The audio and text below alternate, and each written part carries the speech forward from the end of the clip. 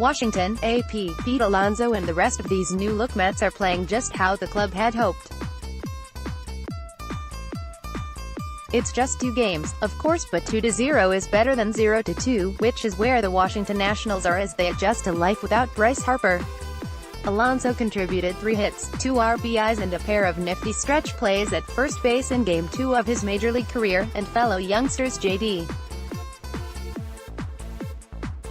Davis, Jeff McNeil and Dominic Smith all played a part in lifting the Mets past the Nationals 11-8 on Saturday. We kind of figured that would be the case, that these guys were going to come up and contribute. That's one of the reasons we wanted them on the team, or we went and acquired those guys, second-year manager Mickey Callaway said. We saw that talent and knew they would be impactful players. They definitely came through today. Davis delivered a tie-breaking 2-run single in the 8th inning. Smith also drove in a pair of runs, and so did McNeil, who had 4 hits in front of a crowd that featured pockets of New York fans chanting, "Let's go, Mets," and "Where is Harper?" Smith is 23, Alonso 24, Davis 25 and McNeil 26. None debuted earlier than 2017. You've got Alonso trying to knock down outfield walls. JD's making great plays behind me. And Jeff McNeil is hitting the ball all over the yard. Mets starter Noah Syndergaard said. It's fun to watch. I look forward to a lot more of that this season. Alonso's first game in the majors came Thursday on opening day. This is the most fun I've had playing baseball, he said. I feel blessed, and I'm living the dream right now.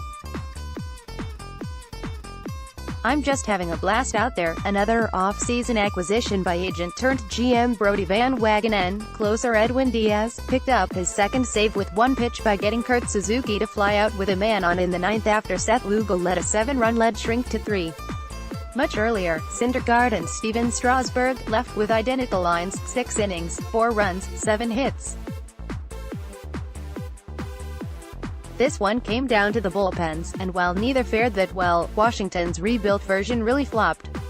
Justin Wilson, 1-0, threw a perfect 7th to earn the win. Otherwise, it was an adventure out there. Nationals reliever Trevor Rosenthal, 0-1, was booed off the mound in his return from Tommy John surgery after entering a 4-all game in the 8th and allowing all 4 batters he faced to reach base. Rosenthal led the majors with 93 saves over the 2014-15 seasons for the St. Louis Cardinals, but last appeared in a regular season game in August 2017. He was signed by Washington as a free agent based on an off-season workout and still can throw 100 miles per hour, but he gave up 3 singles and a walk and failed to get an out, a good step forward getting back. Rosenthal said, but obviously didn't end up how I wanted it to. He gave way to Kyle Barraclough, another new reliever, acquired in a trade with Miami. His Nationals debut was every bit as inauspicious. Before throwing a single pitch, Barraclough let in a run via balk. After getting a couple of outs, he served up Alonso's second double of the day. Robles Day rookie Victor Robles hit Washington's only homer of the season, but he also had some adventures. There were a couple of bad jumps on balls to center field, a throw to the wrong base in New York's 3-run first inning, and he got picked off first for his second base running gaffe in 2 games. You've got to remember he's 21 years old and he's playing in the big leagues. I've been there. I know the struggle, manager Dave Martinez said.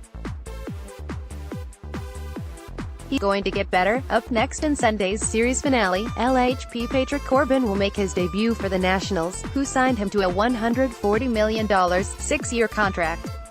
Mets start RHP Zach Wheeler, who is 4-8 with a 4.37 ERA against Washington over his career. ___ more AP Baseball, https://apnews.com/MLB and https://twitter.com/app_sports. Copyright The Associated Press. All rights reserved. This material may not be published, broadcast, rewritten or redistributed.